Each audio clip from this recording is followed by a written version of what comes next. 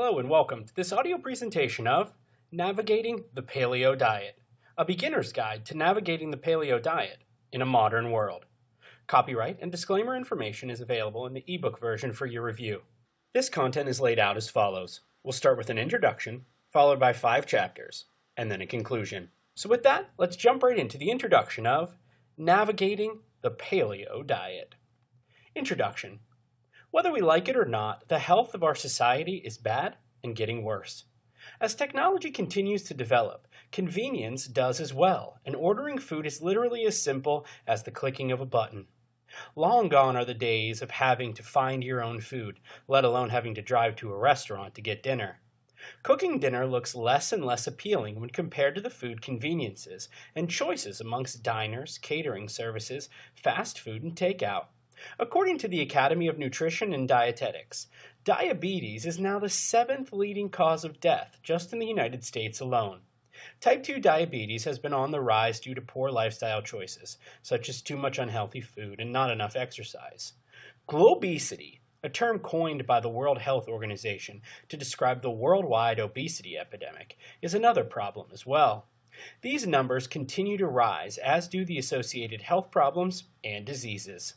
As governments and local communities start to feel the impact of obesity, diabetes, hypertension, etc., due to poor lifestyle choices, awareness is increasing.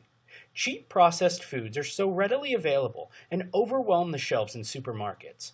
Toss desk jobs, long drives, or commutes, and electronics into the mix, and we do a lot of sitting around and very little to burn off that processed food. Americans spent about 25% of their net income on food 90 years ago, according to a study done by RAND on why Americans are so fat. In present day, we spend less than 10% of that income on food, but we're certainly not eating less, we're eating more, unhealthier, cheaper foods. But perhaps we're finally seeing a turning point.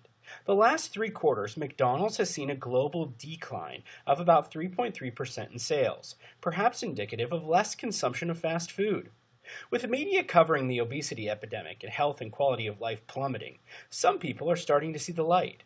Documentaries such as Fed Up are exposing food manufacturers' concerns that lie only with profits and not health, and how added sugar is in over 80% of supermarket foods. We may be a long way off from getting back to the good old days where dinner was made from whatever was in the garden and processed foods were nearly unheard of, but the best we can do is inform ourselves of why healthy choices are the best for long-term health and quality of life. As technology develops, our choices will only continue to grow. By making wise ones, we can help battle and slow this rising epidemic. So today, I want to give you a quick beginner's overview of one of the best choices you can make in regards to overall health and a natural way of eating, the paleo diet. Don't worry if you don't know what it is. Within the next few moments, you will discover why it has been one of the most talked about diets of recent time. Let's dive in.